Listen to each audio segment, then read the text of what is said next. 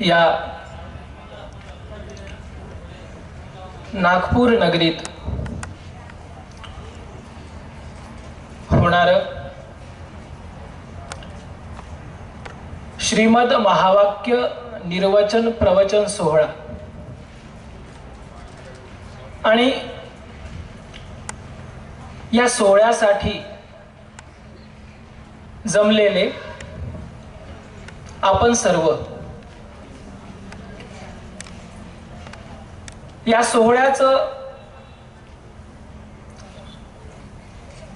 मुख्य आकर्षण श्रीमद महावाक्य प्रवचन, ज्यांच्या अमृतवाणीतून आपल्या सर्वांना ऐकायला मिळत आहे असे परमादरणीय परमश्रद्धेय या सोहळ्याचे प्रवाचक, खरं तर आतापर्यंत जवळपास 1 महिना चालू आहे महावाक्य प्रवचन. या 1 महिन्याच्या कालावधीमध्ये पोथी प्रवाचक बाबाजींना अनेकांकडून अनेक उपाधी लावण्यात आल्यात. या प्रसंगी मी एक गोष्ट नमूद करतोय की आदरणीय बाबाजी यांच्याकडे जे ब्रह्मविद्या शास्त्र आहे,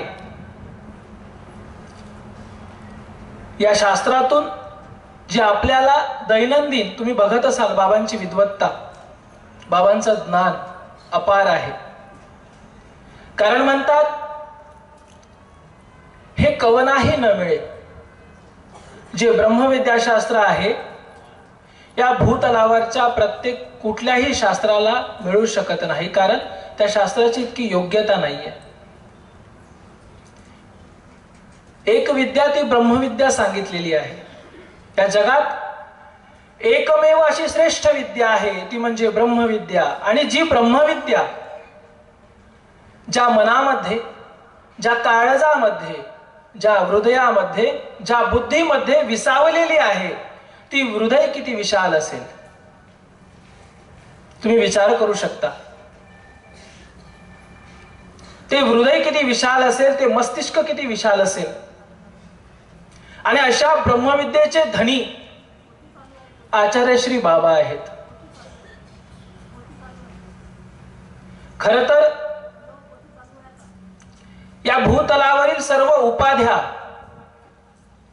जे काही नावापुढे आपण बिरुद लावतो, ह्या सर्व उपाध्या मला असं वाटते की आदरणीय पोथी प्रवाचक बाबाजींच्या पायाजवळ हात जोडून वंदन करत आहेत की हे बाबा,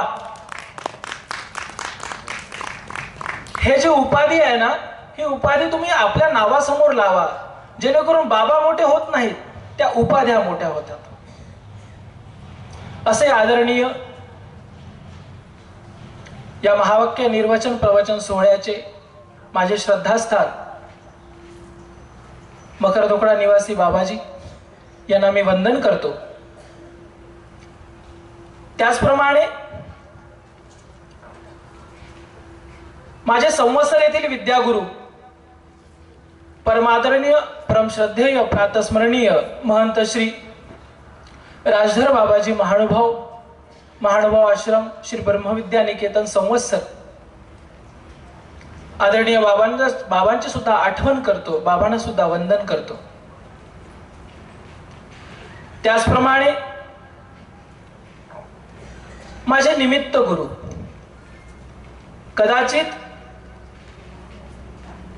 लहानपणी ज्यांचं बोट धरून चालण्याचं सौभाग्य मला प्राप्त झालं नसेल, परंतु ज्यांनी धर्माचं बोट धरून मला चालायला शिकवलं, सोबतच लहानपणापासून जेव्हापासून मी आचार्य श्री गुरुजींकडे आलेलो आहे तेव्हापासून त्यांच्या वागण्यातून, त्यांच्या बसण्यातून, त्यांच्या उठण्यातून, प्रत्येक गोष्टीतून मला धर्म कळालेला आहे. प्रत्येक व्यक्ती तुम्हाला ज्ञानोपदेश करेलच असं नाहीये, काहींचं आचरण सुद्धा ज्ञानी असतं. त्यांच्या आचरणातून धर्म जाणवतो. असे ज्यांच्या प्रभावामुळे, ज्यांच्या परिश्रमामुळे, कारण मला घडवण्यात त्यांचे सर्वात मोठे परिश्रम आहेत, असे माझे मनसर निवासी परमादरणीय, परमश्रद्धेय, प्रातस्मरणीय आचार्य श्री खंदारकर बाबाजी, त्याचप्रमाणे खरं तर मी सोमठाण्यात असताना, सोमठाण्याची 2015ला पोथी चालू होती आदरणीय श्री गोपीराज बाबांची, तेव्हा मला वाटते मी 18-19 वर्षाचा असेल. तिथे गेलो, महिनाभर राहिलो पोथीमध्ये, आणि तेव्हा कानडस्कर बाबांची भेट झाली. त्यांचं व्याख्यान कौशल्य पाहून मी खरंच भारावून गेलो. वाटलं आपल्याला कधीतरी बाबांसारखं बोलता आलं पाहिजे. आणि बघा, हा किती योगायोग असतो. म्हणतात पृथ्वी गोल आहे, खरंच गोल आहे. कधी कधी आपण म्हणतो की आपल्याला यांच्यासारखं होता येईल का, यांच्यासारखं बोलता येईल का, आणि कदाचित माझं परम भाग्य की आज माझ्या पुढे बाबा आहेत. म्हणून आदरणीय श्री बाबांना सुद्धा वंदन करतो, दंडवत प्रणाम करतो. सोबतच बाबा आहेत. बहुतेकांची नावं मला माहीत नाही आहेत, तरी माझ्या स्वामींवर, धर्मांवर, बाबावर, साधनावर प्रेम करणारी महंत, संत, तपस्विनी माऊल्या, वासनिक, नामधारक आणि माझ्या मित्रांनो, आपल्या सर्वांना करबद्ध साष्टांग दंडवत प्रणाम करतो आणि माझी आजची व्याख्यानाची सेवेला सुरुवात करतो.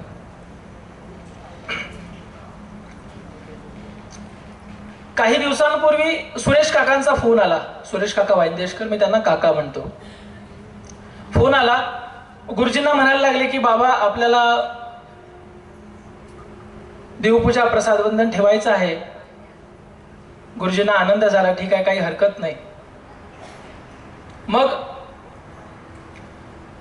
सोबतच बाबा आपलं हे व्याख्यान ठेवा. बाबा म्हणेल नाही, आता आमच्या प्रणवला करू द्या. बाबांचा कसं असते, बोलावं हा प्रत्येकाचा धर्म असतो, परंतु इतरांना बोलू द्यावं हा प्रत्येकाचा धर्म नसतो. आणि बाबांनी तो त्याग मला बाबांकडे दिसतो. बाबा बोलू शकत नाही असं नाहीये, परंतु त्यांना वाटतं की नाही आज हा बोलला पाहिजे. प्रत्येकाला वाटतं आज माझं प्रवचन राहिलं पाहिजे, पण नाही, कधी इतरांचंही ऐकत जा. म्हणून बाबांनी म्हटलं आमचा प्रणव बोलेल, आपण देवपूजा ठेवू. आजची तारीख घेतली आणि आज या तारखेवर हजर आहोत. मी काकांना विचारलं, सुरेश काकांना, की काका विषय काय ठेवायचा आहे. कारण व्याख्यान म्हटलं की कुठल्या तरी विषयाला अनुसरून हे फार महत्वाचं असतं. मोकळं कोणी कितीही बोलू शकतो. आपण जर गप्पा करत असताना बसलो, किमान 4 तास निघून जातील, परंतु गप्पा काही संपत नाहीत. म्हटलं काकांना विषय काय ठेवायचा आहे. सुरेश काका म्हटले विषय बघा आपल्या सोयीने जो ठेवता येईल आपल्याला. म्हटलं ठीक आहे, काही हरकत नाही. आनंद झाला. दैनंदिन कामामध्ये व्यस्त झालो, रात्री चिंतनात व्यग्र झालो की आपल्याला विषयाचं स्वातंत्र्य आहे, आणि आता विषयाचं स्वातंत्र्य आहे तर नेमका विषय काय ठेवावा. बघा, कधी कधी म्हणतो ना आपल्याला कूपकाठी आवश्यक असते, एक मार्ग आवश्यक असतो. तुम्हाला जेव्हा माहित नसतं की नेमका कुठल्या मार्गावर जायचं, तेव्हा परिस्थिती फार बेकार होत असते माणसाची. एखाद्या वक्त्याला विषय दिलेला असतो तेव्हा त्याला एक लिमिटेड असतं की नाही, मला याच विषयाला बोलायचंय. पण काकांनी म्हटलं तुमच्या मतानं तुम्ही घ्या कोणता विषय घेता. तर इथे स्वातंत्र्य आहे विषयाचं, परंतु चिंता ही तितकीच आहे की नेमका विषय घ्यावा कोणता. कधी कधी पारतंत्र्यामध्ये सुख असतं, आपल्याला ते जाणवत नाही. आपल्याला स्वातंत्र्य पाहिजे असतं, परंतु नाही. पारतंत्र्यात एक वेगळं सुख आहे, कारण आपल्याला काहीच करायचं नसतं. आपण जेव्हा वडिलांच्या आई वडिलांच्या आश्रयाला असतो, आपल्याला वाटतं आहेत आई वडील सगळं सांभाळून घेतील. पारतंत्र्यात आहे, आपल्याला वाटते, परंतु टेन्शन नाहीये. इथे विषय मला दिलेला नाहीये, आणि विषय दिला नाही म्हटल्यावर आपण नेमका विषय काय घ्यायचा. मी विचार केला खूप. म्हटलं स्वामींच्या आपण सामाजिक भूमिका चांगल्या अर्थानं मांडू शकतो, आणि आपण मांडलेल्याही आहेत. त्यानंतर थोडं मनात आलं की आमचे गुरुजी सांगतात की वक्ताने बोलत असताना, आपलं वक्तव्य करत असताना काळ, वेळ आणि व्यासपीठ याचं भान ठेवावं. मी म्हटलं हे महावाक्य निर्वचनाची पोथी आहे. इथून साधक कैवल्य प्राप्तीकडे जाणार आहे, धर्मावर दृढ होणार आहे.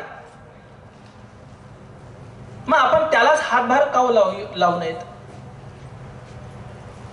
म्हटलं आपण सामाजिक विषयापेक्षा धार्मिक विषयावर जर बोलण्याचा प्रयत्न केला तर कदाचित मला असं वाटते आजचं व्याख्यान धार्मिक विषयावर माझं पहिलंच आहे. म्हटलं आपण धार्मिक विषय घेऊयात. चिंतनाची सुरुवात केली, कारण धार्मिक विषय पहिलाच म्हटल्यावर खूप कस लागतो. विषय निवडताना काय विषय घेतला पाहिजे, खूप विचार केला. मी म्हटलं नागदेवाचार्यांवर खूप संकलन झालेलं आहे, संशोधन झालेलं आहे. आबाला बाईसा आहेत, औसा आहेत, महदंबा आहेत, अशा अनेक विभूती आहेत की ज्यांच्यावर लिखाण झालेलं आहे, व्याख्यान झालेलं आहे. परंतु लीळाचरित्रामध्ये काही पात्र अशी आहेत की त्या पात्रांवर विशेष संशोधन झालेलं नाहीये, किंवा त्यांच्यावर कोणी वक्तव्य सुद्धा केलेलं नाहीये. कदाचित केलं असेल तर मी त्याविषयी अज्ञान असू शकतो. विचार केला की काय बोललं पाहिजे, कुठला विषय ठेवला पाहिजे. मी जेव्हा 9वी-10वीत होतो, बाबांना गुरुजींना माझ्या व्याख्यानाची खूप सवय, ऐकण्याची. श्री राम शेवाळकरांच्या कॅसेट्स आणून गुरुजी ऐकायचे, सोबत मी बसायचो. तेव्हा त्याच्यामध्ये एक व्याख्यान होतं, त्या विषयाचं नाव होतं दोन दुर्योधन. मी म्हटलं लीळाचरित्रात तर आपल्या महाभारतामध्ये एकच दुर्योधन आहे, हा ना राम शेवाळकरांनी मांडलेला दुसरा दुर्योधन कोणता. व्याख्यान ऐकलं आणि समजलं मला. प्रत्येक व्यक्तीच्या जीवनातल्या दोन अवस्था असतात, स्वभावाच्या दोन अवस्था असतात. जसं आपण म्हणतो की नाण्याच्या दोन बाजू असतात, तसंच प्रत्येक व्यक्तीच्या त्याच्या अवस्थेच्या, त्याच्या आयुष्याचा एक पूर्वार्ध असतो, एक उत्तरार्ध असतो. दोन अवस्था असू शकतात. ते मला त्या व्याख्यानातून जाणवलं. तुम्हाला आम्हाला दुर्योधन माहित असलेला एक कोणता, तो दुर्योधन म्हणजे जेव्हा पांडवांना म्हणतो की सुईच्या टोकावरची इतकी सुद्धा भूमी तुम्हाला देणार नाही, हा एक दुर्योधन. आणि जेव्हा भीमाने त्याच्या मांड्या ठेचलेल्या असतात, अशा अवस्थेत तो मृतप्राय अवस्थेत पडलेला असतो, आणि तेव्हाच्या त्याचा विचार करण्याची पद्धत वेगळी आहे. म्हणतात ना, मरताना माणूस खोटं बोलत नाही, तो सत्यच बोलतो. आणि तेव्हाचा दुर्योधन वेगळा आहे. आपल्याला जर कधी ऐकण्याचं भाग्य लाभलं तर राम शेवाळकरांचा दोन दुर्योधन नक्कीच ऐका. एका व्यक्तीची दृष्टी तुम्हाला राम शेवाळकर सांगून जातात की तेव्हाची दुर्योधनाची परिस्थिती काय आहे. आणि म्हणून मी त्या व्याख्यानापासून, त्या विषयापासून प्रेरणा घेतलेली आहे, आणि म्हटलं आपण आज लीळाचरित्रावर असं काही बोलूयात. व्यक्तिरेखेचा अभ्यास केला आणि जाणवलं लीळाचरित्रात दायंबा असे एक पात्र आहेत. स्वामींचा भोजा म्हणतात त्याला. मला वाटत नाही तुम्ही याच्या अगोदर दायंबावर जास्त ऐकलं असेल. एखादी लीळा कदाचित कोणी सांगितली असेल, परंतु विशेष व्याख्यान त्याचं कधीच झालेलं नाहीये. लीळाचरित्रात दायंबा खूप महत्वपूर्ण पात्र आहेत, खूप महत्वपूर्ण. मी तुम्हाला आजच्या व्याख्यानातून समजून देणार आहे किती महत्वपूर्ण. तेव्हा मी विषय घेतला की 2 दुर्योधन, सॉरी 2 दायंबा. हाच माझा व्याख्यानाचा विषय आहे, 2 दायंबा. दायंबा तुम्हाला माहितच आहे, त्याला स्वामी भोजा या नावाने उच्चारण करत, प्रासादिक नाम होतं. जेव्हा स्वामींना दायंबा मर्दना देत होते, आंघोळीच्या अगोदर मर्दना व्हायची, मर्दनेच्या वेळेस दायंबा भोजराजाची गोष्ट सांगतात स्वामींना. स्वामी ऐकतात, ऐकून प्रसन्न होतात आणि म्हणतात, आत्तापासून तुमचं नाव भोजा, भोजराज म्हटलेलं. तेव्हापासून दायंबांचं नाव भोजा असं झालेलं आहे. तो एक स्वामींचा भोजा कसा होता? वस्तुभजनीय होता. कसा होता? वस्तुभजनीय. वस्तुभजनीय म्हणजे काय? 12वेशी अवताराच्या ठिकाणी जीवाला भजन घडणे, त्या व्यक्तीला वस्तुभजनीय असं म्हणतात. 12वेशी म्हणजे 12वेशी अवतारापैकी एखाद्या अवताराच्या ठिकाणी ज्या जीवाला भजन घडतं त्याला ओलागुण प्राप्त होतो, अंतःकरण त्याचं हळवं होतं. तुम्ही पाहत असाल काही संत महंत आहेत अशी, आमचे रुद्धपूरचे बाबा गोपीराज बाबा फार हळव्या मनाचे आहेत. लहान मुलगा जरी रडत असला ना तर त्यांना सहन नाही होत, त्यांच्या डोळ्यातून सुद्धा पाणी निघतं. एखाद्याचं दुःख कसं पाहू शकते?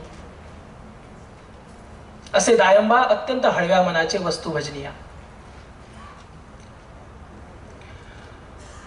आता आपल्याला 2 दायंबा या विषयाकडे वळायचं आहे. त्यांच्या 2 अवस्था आहेत, सन्निधानातल्या आणि असन्निधानातल्या. पुढे आपण तिकडे जाऊच.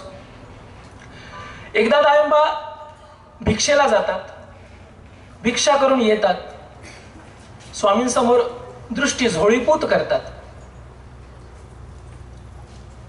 स्वामी झोळी बघतात, आपल्या दृष्टीचा कटाक्ष टाळतात, अन्न पवित्र करतात. त्यावरच दायंबांना स्वामी विचारतात, का हो भिक्षा होती असे? भिक्षा होते का तुम्हाला व्यवस्थित? कारण तुम्हाला माहिती आहे दायंबा टिळ्या जानव्याचा आधार घेतात भिक्षा होण्यासाठी. एक बाप कसा असतो, मुलांची काळजी घेत असतो, आहे का? नोकरी पाणी व्यवस्थित चालू आहे का? जीवनात सगळं सुख स्वास्थ्य व्यवस्थित आहे का? तसं स्वामी सुद्धा दायंबांना म्हणतात, का हो भिक्षा होती असे? भिक्षा होत आहे ना व्यवस्थित? दायंबा असमाधानी वृत्तीने म्हणतात, हा होते आहे. कुणाच्या दारावर गेलं, कुणी म्हणतात पुढे चाला म्हणती. आपण कधी भिक्षा मागायला गेलो, कुणाला द्यायची नसली तर पुढच्या घरी जा म्हणतात. कोणी असं म्हणतात. कोणी अवज्ञा करून काही काय म्हणतात त्याला, विशेष दृष्टीने म्हणा किंवा मग तिरस्कारित नजरेने देऊन टाकतात, चल घे. असे काही लोक आहेत. 2-3 अनुभव तेव्हा दायंबा स्वामींना सांगतात. त्यावर स्वामी त्यांना काय म्हणतात हे खूप महत्वाचं आहे की दायंबांची योग्यता याच्यातून सिद्ध होते. स्वामी काय म्हणतात, ते अवज्ञा करून घालतू कांगा, अवज्ञा करून का असेना पण तुमच्या पात्रात भिक्षा वाढतात ना. परी तुम्ही जयाचे या दारा जाल, ज्याच्या तुम्ही दारा जाल, दारी उभे राहाल, दारा जाऊन त्याच्या दारावर तुम्ही उभे जरी राहिले, तयाचा चुळभरी उदका, काय सांगितले, तयाचा चुळभरी उदका भराल, त्याच्या घरचं चुळभर पाणी जरी तुम्ही पिलत. पुढे सांगतात, तुमचा पात्री इतुके ऐसे अन्न जयाचे पडेल, तयाची थोरी येथोनी सांगून निजेगा भोजिया. तुम्ही एखाद्याच्या घरी जाल, दारावर उभे राहाल, चुळभर पाणी प्याल, नुसतं पाणी पिऊन नाही, कुणी अवज्ञा करून जरी तुमच्या पात्रामध्ये इतुके ऐसे अन्न, इतके ऐसे अन्न नाही सांगितले स्वामी, इतुके ऐसे अन्न तुमच्या पात्रात जर कोणी अवज्ञा करून जरी टाकलं तरी तयाची थोरी सांगो नेहमीचे गा भोजया. त्या जीवाची थोरी आम्ही सांगू शकत नाही, इतकी मोठी थोरी त्या जीवाची आहे. मग विचार करा, ज्याच्या पात्रात अन्न पडलं असेल त्याची थोरी किती मोठी असेल. असे ते दायंबा, ज्यांची थोरी स्वतः सर्वज्ञ श्री चक्रधर स्वामी सांगतात. दायंबाचा स्वभाव कसा होता, पुन्हा योग्यता कशी आहे त्यांची. तुम्ही जेव्हा आपल्या नागपूर भागामध्ये पंचवतार उपहारांचं खूप, म्हणजे प्रत्येकाला वाटतं की पंचवतार उपहार केले पाहिजे, तेव्हा ही लीळा खूप कामी येणार आहे तुमच्या पुढे जे मी सांगणार आहे.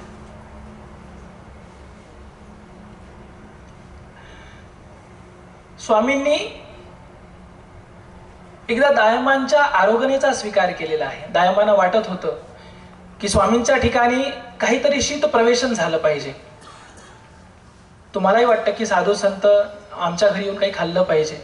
तसंच दायंबाने वाटत होतं की स्वामींनी माझ्याकडून काहीतरी घ्यावं.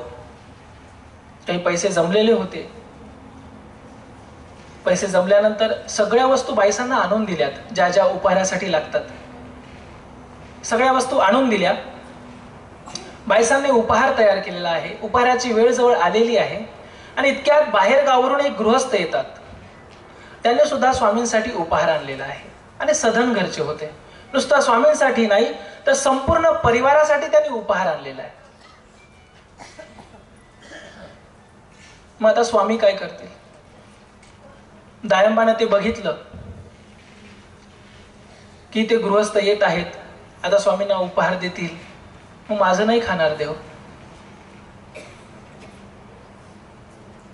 हे बघा, ही अवस्था तुमच्यावरही येऊ शकते. लक्षात ठेवा, ही अवस्था तुमच्यावरही येऊ शकते. तेव्हा तुम्ही श्री पंचवतार करता घरी हे लीळा नक्की आठवा. दायंबा दुःख करतात कारण हे सगळं वाढलेलं आहे स्वामींच्या पुढे. त्या गृहस्थाने दायंबांचा उपहार तिकडेच आहे किचन मध्ये बायसांकडे. असा प्रसंग आहे. दायंबा दुःख करतात. दुःख करून दुःखात काय करतात, विनंती करतात परमेश्वराला. दग्ध होतात की मी ती किती पापी आहे. माझ्या देवाने मी आरोग्याचा उपहार तयार केलेला आहे आणि माझा अनाधिकार बघा. मी इतका अनाधिकारी पुरुष आहे की स्वामींचा उपहारासाठी दुसरंच कोणीतरी तयार झाले. असे प्रसंग तुमच्यावरही येऊ शकतात. तेव्हा तुम्ही श्री पंचवतार करता हे लीळा आठवायला पाहिजे.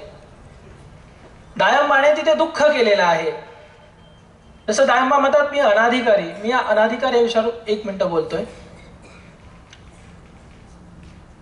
आपण कुठलं कर्म नाही झालं, कुठली क्रिया आपल्याकडून नाही झाली, आपण काय म्हणतो, तू अनाधिकारी आहेस किंवा मी अनाधिकारी असेल म्हणून माझ्याकडून ही क्रिया झाली नाही, असंही म्हणू शकतो आपण आणि म्हणतो.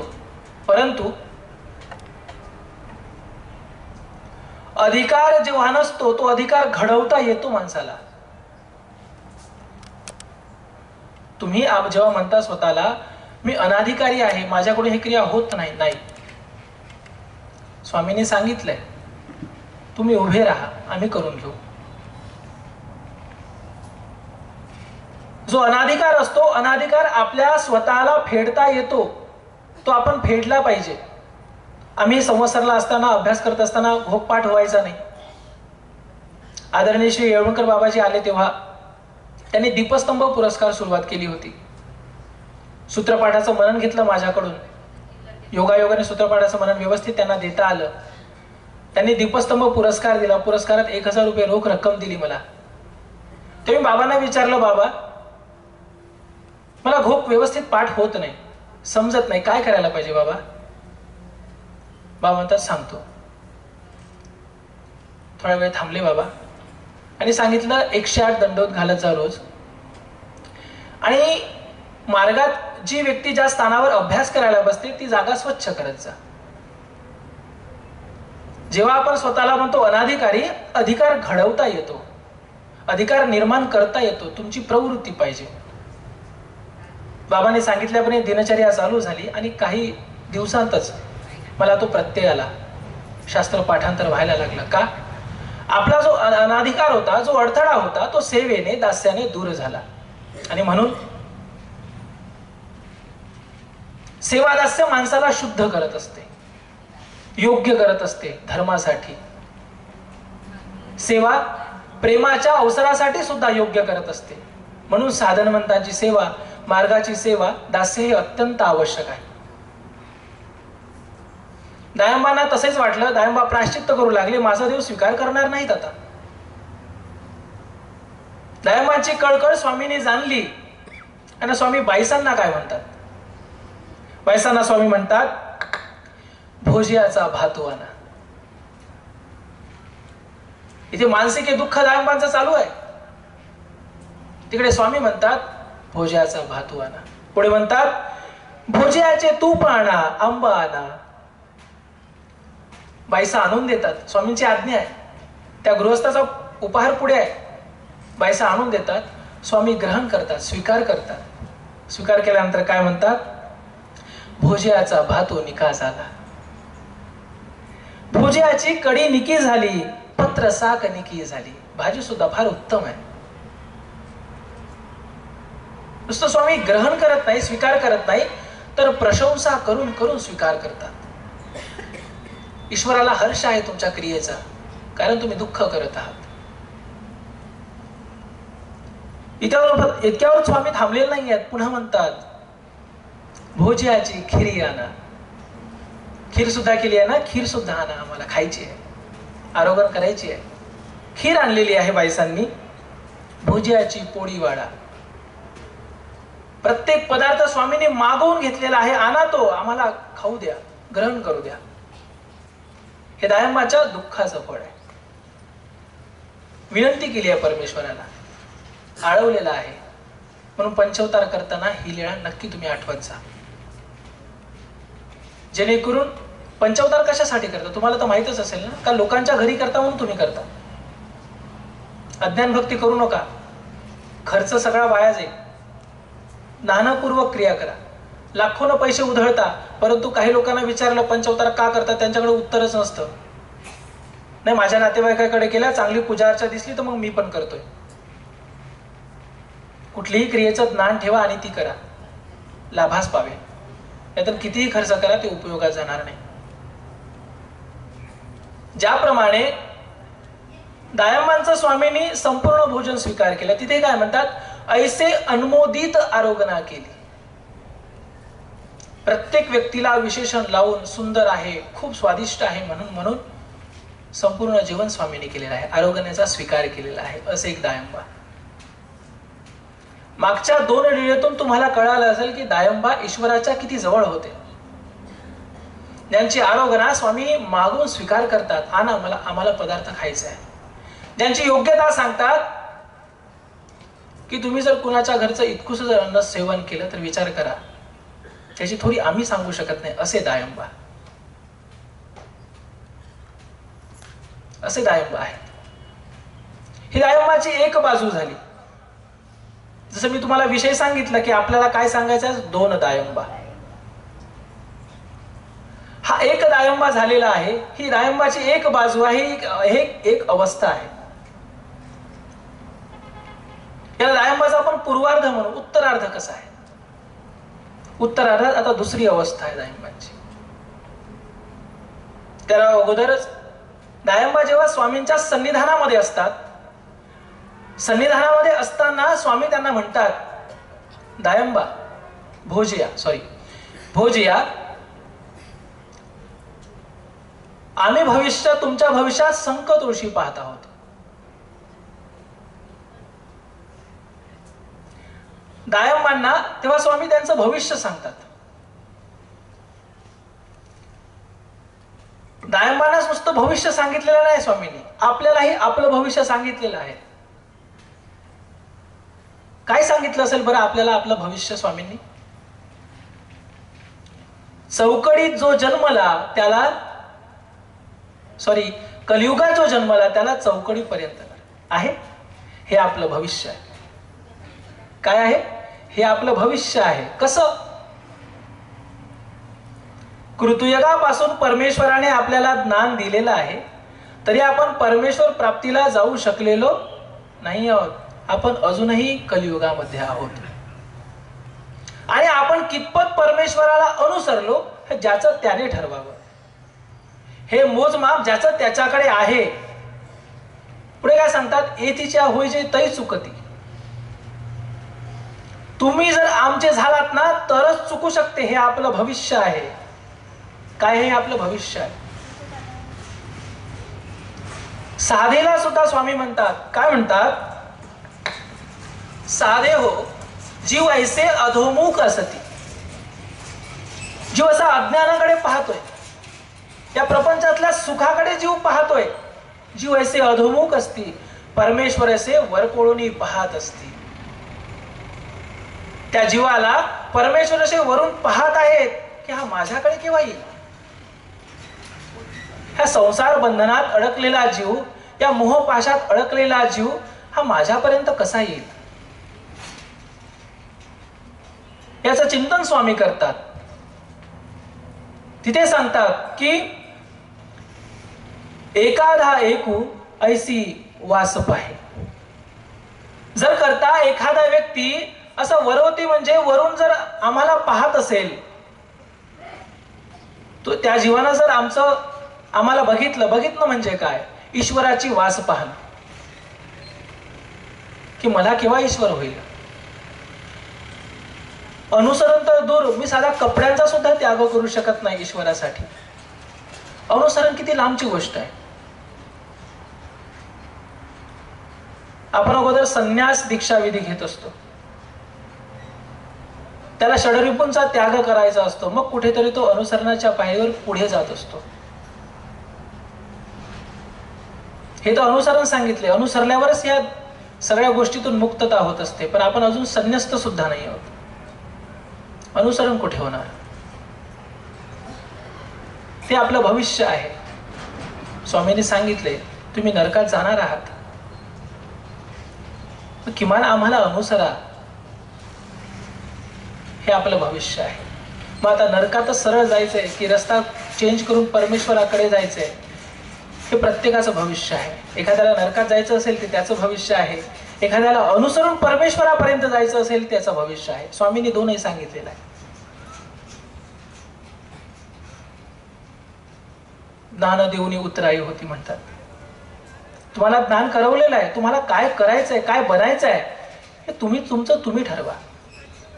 तेव्हा दायंबांना सुद्धा स्वामी सांगतात की म्हणतात भविष्यामध्ये तुमच्या हातात आम्हाला शंख तुळशी दिसत आहेत. शंख तुळशी म्हणजे काय? चांगदेवाच्या मंदिरामध्ये शंख तुळशी म्हणजे शंखामध्ये तुळशी आणि पाणी हे घेऊन जातात देवतेच्या पूजन अर्चनासाठी. स्वामी म्हणतात हे आम्हाला दिसत आहे तुमच्या नशिबात. त्यावर दायंबा काय म्हणतात? ओव्हर कॉन्फिडन्स, अति आत्मविश्वासाचे लक्षण. दायंबा म्हणतात जीजी असं कसं? असं शक्य नाहीये. स्वामींचा भोजा आणि मी कशाला बरं शंख तुळशी घेऊन जाईन मंदिरात? स्वामी म्हणतात मग आम्ही बोलतोय ते लटके, आम्ही बोलतोय ते खोटं आहे काय? आम्ही जे पाहतोय ते खोटं आहे का? मग दायंबा चूप राहिले, एकही शब्द बोललेले नाहीत. जर कदाचित तिथे बोलले असते तर स्वामींनी कदाचित त्यापासून उपाय सांगितला असता. दायंबा बोललेले नाहीत. असन्निधानामध्ये जेव्हा भक्तजन त्यांच्या भेटीला जायचे, चला स्वामींच्या संबंधित व्यक्ती आहे म्हणून भक्तजन भेटीला जायचे, तेव्हा ते आपले शंख तुळशी त्या चांगदेवाच्या मंदिरात जाताना दिसायचे. भक्तजन म्हणायचे त्यांना, का हो हे काय करताय तुम्ही? स्वामींचे भक्त. मला स्वामींनी सांगितले म्हणतात.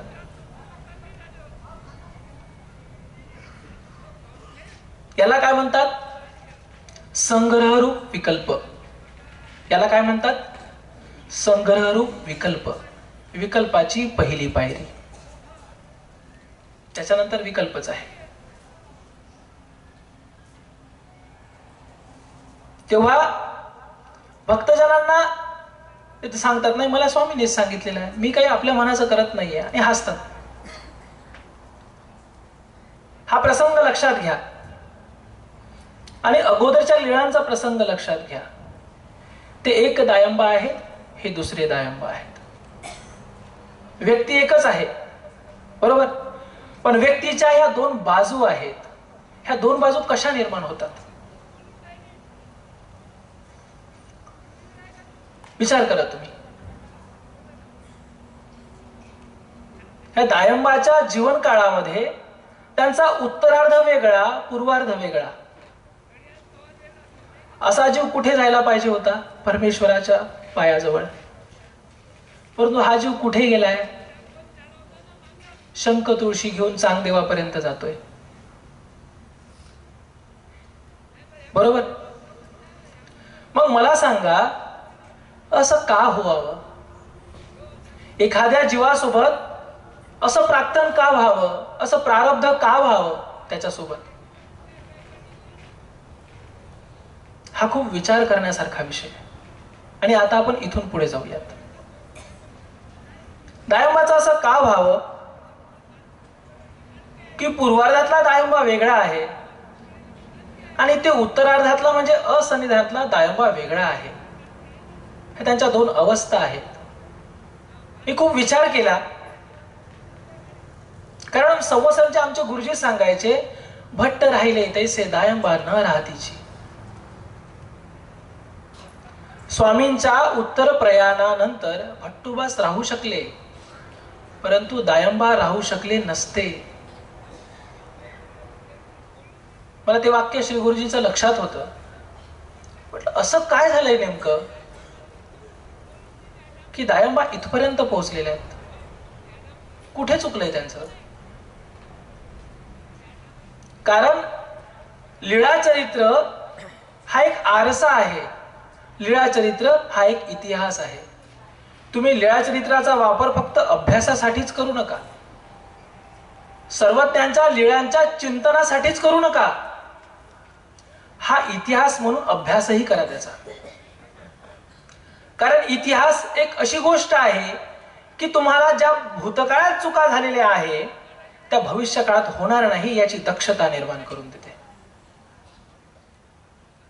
त्या दृष्टीने तुम्ही लीळा चरित्र अभ्यासा. म्हणून दायंबा इथे फार महत्वाचे आहेत. चरित्र फार महत्वाचं आहे, त्यांचा कार्यकाळ फार महत्वाचा आहे. असं का व्हावं? असं कोणतं कारण आहे की दायंबा संग्रहरूप विकल्पापर्यंत पोहोचलेले आहेत?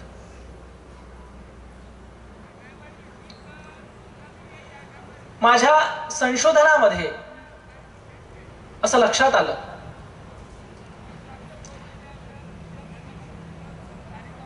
दायंबाने स्वामींना विनंती केली नाही. जेव्हा स्वामी म्हणतात की आम्हाला तुमच्या नशिबात शंखतुळशी दिसत आहे, दायंबा तिथे चूप राहिलेले आहेत, एकही शब्द बोललेले नाही आहेत. तुम्हाला जर असं कोणी म्हटलं, आज तुम्ही देवपूजा प्रसादवनासाठी गर्दी लावता, विचार करा, तुमच्या जर भूतकाळात भविष्य काळात जर तुम्हाला कोणी सांगितलं तू त्या अन्य देवतेच्या मंदिरात तू दिसणार आहेस मला, आणि जर अशा व्यक्तीकडून कळालं की त्याचं भविष्य कधीच खोटं ठरत नाही, तुम्हाला तुमची अवस्था कशी होईल? तुम्ही आनंदी व्हाल? जगातला श्रेष्ठ असा धर्म ज्याने खरंच या जीवाची कैवल्य संसार बंधनातून मुक्त होऊन तो खरंच कैवल्य पथापर्यंत जाऊ शकतो, असे या परमेश्वराचं ज्ञान, असे या परमेश्वराचं भजन पूजन आपल्याकडून अंतरेल आणि अन्य देवतेला आपण शरण जाऊ, किती दुःखाची गोष्ट आहे. समाजामध्ये, या जगामध्ये, या विश्वामध्ये अनेक व्यक्ती आहेत, अनेक धर्माचे आहेत, परंतु या धर्माचे किती पाईक आहेत? दैवाभाग्याने आपल्याला हा जन्म मिळालेला आहे मानव पंथाच्या घरात. काही लोक असे आहेत की अन्य संप्रदायात राहूनही आपल्या देवाची भक्ती करत आहेत. अनेक माता भगिनी अशा आहेत की त्यांच्या घरात 2 देवहारी असतात. त्यांना विचारा ती परिस्थिती. प्रपंचासाठी हे करावं की ते करावं, त्यांची परिस्थिती फार गंभीर असते कधी कधी काही घरांची. मग असं का व्हावं? माझ्या निदर्शनास आलं, दायमाने तेव्हा जर विनंती केली असती की हे परमेश्वरा, असं नसावं माझं भविष्य. जेव्हा निळभट्ट भांडारेकरांचा देहावसान होत होतं नांदेडला, तेव्हा स्वामी म्हणतात, मरण चुकवू का तुमचं? निळभट्ट भांडारेकर म्हणतात, नाही, माझ्या नशिबात जर अशी मांडी पुन्हा मिळणार असेल तर ठीक आहे, जर नसेल तर मला आत्ताच मरण आलेलं चांगलं. ही कोणाची विनंती आहे? निळभट्ट भांडारेकरांची. मला नकोय, मला आत्ताच मरण चांगलं आहे. म्हणून क्रिया करता करता मेलेलो मी कधीही चांगलं, परंतु अन्य धर्माची सेवा करता करता, विकल्पाचरण करता करता मरण कधीही माझ्यासाठी चांगलं नाही. दायंबाने जर तिथे विनंती केली असती की परमेश्वरा, मी आत्ता मेलो तर चांगलं, परंतु मला ती अवस्था प्राप्त होऊ देऊ नको, कदाचित स्वामींनी तेव्हा तिथे उपाय सांगितला असता. चुकलेही असते, परंतु त्यांना काही त्याचं भानच नाही. ही एक गोष्ट. दुसरी, ईश्वराला अनुसरले नाही. जेव्हा स्वामी म्हणतात त्यांना की भोजया, शिखासूत्र त्याग करा, येथ अनुसरागा. स्वामींनी म्हटलेलं आहे, अनुसरण्याची वासना स्वामींनी दाखवलेली आहे की तुम्ही अनुसरा आम्हाला, ह्या शिखासूत्रांचा त्याग करा. ते काय म्हणतात? जी माझं एका इंद्रियाचा निरोध हो असे, नाही जमत मला. स्वामी पुढे काय म्हणतात बघा, तुम्ही तुमचं उद्धरण व्हावं म्हणून परमेश्वर या भूतलावर येतात. अख्खा महाराष्ट्र पायी पायी पिंजून काढतात. कशासाठी? जीवाच्या उद्धरणासाठी. परमेश्वराला काय गरज आहे इथे येण्याची? काहीच गरज नाही. तो येतोय आपलं पद सोडून. काटोला जेव्हा आले, स्वामींचं श्रीमूर्ती कशी होती? केस विखुरलेले, अंगावर काटे टोचलेले. का? कुणासाठी? आपल्यासाठीच ना. मग तिथे दायम्मांना स्वामी म्हणतात, येत अनुसरा मग फेडी जेल, आम्ही तुमच्यासाठी तेही करू, तुम्ही आमच्याजवळ अनुसरा तर खरं. तुमचे सगळे दुःख आम्ही दूर करू, इंद्रियाचा उपद्रव आहे ना तोही दूर करू, फक्त तुम्ही पहिले अनुसरा. स्वामी सांगतात, तू उभा ठाकलासेची पुरे, सिद्धी ते येथून याची नेजेल की मी समर्थ आहे. तुझी क्रिया पूर्णत्वाला नेणाऱ्या परमेश्वर समर्थ आहेत. तुम्ही त्यांना असमर्थ समजू नका. तुम्हाला फक्त पुढे पाऊल टाकायचंय बस. एकदा जर का तुम्ही पुढे पाऊल टाकलं, परमेश्वर सगळं करून घेईल. परंतु त्या साधन दात्यावर विश्वास ठेवा. विश्वास डगमगू देऊ नका. एकदा जर का तुमचा विश्वास डगमगला तर दायंबाची अवस्था प्राप्त होण्याला वेळ लागत नाही. दायंबा तिथेही चुकलेले आहेत. जर ईश्वराला अनुसरले असते, परमेश्वरानं वचन दिलं ना, फेडी जेले, तुम्हाला त्रास होतो इंद्रियाचा, आम्ही फेडून घेऊ, तुम्ही फक्त अनुसरा, तेव्हाही दायंबा चुकलेले आहेत. तिसरं, जेव्हा सौभागाचं देहावसान होते रुद्धपूरला, देहावसान प्रसंगी जेव्हा स्वामी होते तेव्हा स्वामींना दायंबा म्हणतात, स्वामी अगोदर म्हणतात आम्ही पित्याचे कर्म करू, सौभागा गेली तर. दायंबा म्हणतात मी पुत्राचे करेन. दायंबा रुद्धपूरला आहेत, सौभागा गेलेली आहे, तिचा अंत्यविधी येत आहे. अंत्यविधी महानुभाव पंथात कसा आहे? भट्टोबास म्हणायचे की भूमिडाग देऊ, अत्यंत कमी हिंसा होते म्हणून. दायंबा काय म्हणायचे? नाही, अग्निडाग द्यायचा. काय द्यायचा? अग्निडाग. भट्टोबास म्हणतात भूमिडाग देऊ, दायंबा म्हणतात नाही, मी तिचा पोरगा आहे, मी तिचे कर्म करणार आहे आणि मी म्हणेल तसंच होईल. भट्टोबास म्हणतात अरे नाही रे, आपल्याला नाही जमत. भट्टोबास म्हणतात भूमिडाग देऊ, दायंबा पुन्हा ऐकत नाही. माहीम भट्टही म्हणतात नाही हो, दायंबा कुणाचंच ऐकत नाही. शेवटी भट्टोबास म्हणतात, ठीक आहे, मग आम्ही काहीच करू शकत नाही. कसं नाहीच तू बघ. भट्टोबासांना वाटलं की आता तरी हो म्हणेल कदाचित, परंतु नाही. माणूस जेव्हा जिद्दीवर पेटतो ना, चांगलं वाईट सगळं विसरून जातो. जिद्द चांगल्या कारणाच असावी. आपल्या जिद्दीने जर कुणाचं नुकसान होत असेल ती जिद्द कधीच कामाची नाही. दायंबा म्हणतात, ठीक आहे, तुम्ही नाही येत तर नका येऊ, मी 4 ब्राह्मण बोलून आणेन आणि सौभागाला घेऊन जाईल, तुमची मला गरज नाहीये. भट्टोबास चूप राहतात. काय करणार? त्यांचा प्रयत्न असफल ठरतो. दायंबा जातात, गावातल्या 4 ब्राह्मणांना घेऊन येतात. जेही काही अंत्यविधीचं मंत्रोच्चारण असतं ते केल्या जाते आणि सौभागाला स्मशानात न्यायची सुरुवात होते.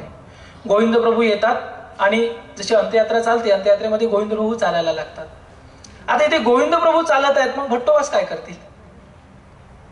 भट्टोबास म्हणतात, चला आम्ही सोबतच. तेव्हाचा एक प्रसंग आहे. तेव्हा दायंबाने मार्गाला, भट्टोबासाला, माहीम भट्टांना सुद्धा दुखवलेला आहे. स्वामीची प्रवृत्ती असेल का की सौभागाला अग्निडाग द्यावा? कारण भट्टोबास जर बोलले भूमिडाग तर भूमिडागच. भट्टोबासांचं बोलणं म्हणजे स्वामींची प्रवृत्ती आहे, लक्षात ठेवा. भट्टोबासांचं बोलणं म्हणजे स्वामींची प्रवृत्ती आहे. म्हणून स्वामींनंतर आपण नागदेवांना इतकं स्थान का देतो? श्रुती स्मृती का म्हणतो आपण? तिथे सुद्धा स्वामींनाही दुखवलेलं आहे, मार्गालाही दुखवलेलं आहे, भट्टोबासांना, माहीम भट्टांना, सगळ्यांना दुखवलेलं आहे दायंबांनी. कदाचित त्या अवस्थेत जरी दायंबांनी माफी मागितली असती आणि ठीक आहे भूमिडाग देऊ म्हटलं असतं, तरी कदाचित मला असं वाटते भविष्यात होणारं संग्रहरूप विकल्पाचरण झालं नसतं. हा आरसा आहे, लक्षात ठेवा बंधू. विचार करा, अशी वेळ एखाद्या व्यक्तीवर काय येते? हे झालं दायंबाची गोष्ट. व्यवहारामध्ये पाहता अशी वेळ एखाद्या साधकावर, एखाद्या वासनिकावर, नामधारकावर काय येते? संग्रहरूप विकल्प करण्याची.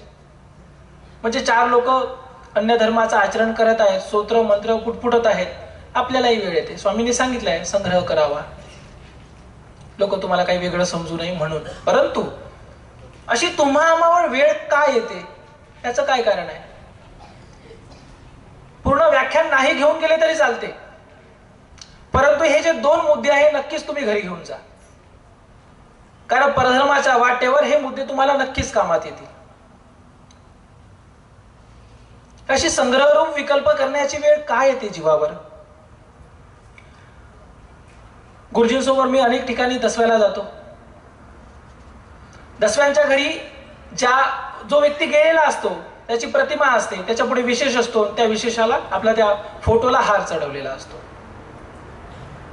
मला सांगा, आपण चक्रधर स्वामीच्या फोटोला सुद्धा हार चढवत नाही, चढवतो का? मग आपण एखादा जीव मेलेला आहे त्याच्या फोटोला हार का चढवावा? कशासाठी करतो आपण? लोकांच्या समाधानासाठी. माझे नातेवाईक येतील, गोत्रज येतील, ते काय म्हणतील, बरोबर आहे की नाही? कारण त्यांच्याकडे ते करतात. आपण नाही म्हणू शकत नाही, आम्ही नाही करू शकत असं नाही म्हणत आपण. आपण करतो. आज आपण फक्त नवमीच्या दिवशीच फोटोला हार चढवलेला आहे. ही क्रिया वाढत वाढत जाते. जाईल की नाही वाढत वाढत? की तशीच राहील? अगांतुकाचे अनारब्ध, अनारब्धाचे प्रारब्ध होतेच आहे. क्रियेची वाढ आहे, चांगली वाईट कुठलीही क्रिया घ्या. पुन्हा काही प्रतिष्ठेसाठी मला मान सन्मान जपता आला पाहिजे, किंवा मग काही राजकीय लोक असतात, माळवा पंथाचेच जे राजकारणात असतात, ते जातात प्रतिष्ठेसाठी, मला मोठेपणा मिळायला हवा, स्टेजवर अन्य संप्रदायाच्या स्टेजवर जातात. ते म्हणतात नाही या प्रतिमेला हार घाला, आता या मूर्तीला हार घाला. आपण काय करतो? नाही म्हणतो, टाका. हा आहे संग्रहरूप विकल्पाची सुरुवात. अन्य लोक महाशिवरात्री असली, महादेवांचे स्टेटस ठेवतात, कारण आता मोबाईलचा जमाना आहे, बरोबर आहे. आपलं काही काम नाही आहे महादेवांचं स्टेटस ठेवण्याची. मी कुठल्या धर्माचा तिरस्कारातून बोलतोय असं नाहीये. मला काही जणांनी हा प्रश्न विचारला होता, का हो हे असं तुम्ही याचे ठेवू नका आणि याचंच ठेवा असं का म्हणता बरं? मला त्याचं एक कारण आहे. मुळात असं आहे, जेव्हा तुम्ही व्यवहारामध्ये पाहतात, व्यवहारामध्ये क्वालिटी पाहता की नाही? तुम्हाला वाटतं तुमचा मुलगा चांगल्या शाळेत जावा, शहरात तर खूप शाळा असतात, मग तुम्ही पर्टिक्युलर त्या शाळेमध्ये मुलाचं ऍडमिशन का करता? तुमच्या शहरात अनेक डॉक्टर्स आहेत की नाही? मग या सगळ्या डॉक्टरांकडे तुम्ही कुठल्याही डॉक्टरकडे का जात नाही? एखाद्या डॉक्टरांकडे जाताना तुम्ही काय पाहता? त्याचं शिक्षण पाहता, त्याची डिग्री पाहता, MD आहे की नाही, MS आहे की नाही, पाहता ना तुम्ही. सर्वसाधारण कुठल्याही डॉक्टरकडे जाता का? नाही. मग तुम्ही व्यवहारामध्ये जेव्हा क्वालिटी पाहता, तर आम्हाला जेव्हा आम्ही इतकं आयुष्य पणाला लावतोय, आम्हाला कैवल्यानुभूती पाहिजे आहे, मग आम्ही तिथे क्वालिटी पाहू नाही का? आम्हाला खात्री आहे स्वामींचा जो धर्म आहे, स्वामींनी सांगितलेली जी आचार प्रणाली आहे, तीच आम्हाला कैवल्यापर्यंत घेऊन जाणारी आहे, आणि म्हणून आम्ही त्याच धर्माचं आचरण करतो आहोत. आणि या धर्मापासून आम्हाला कुणीही वेगळं करू नये असंही स्वप्नातही कुठलंही कृत्य आम्ही करत नाही, कारण आम्हाला आमचा धर्म, आमचा आचार प्रिय आहे.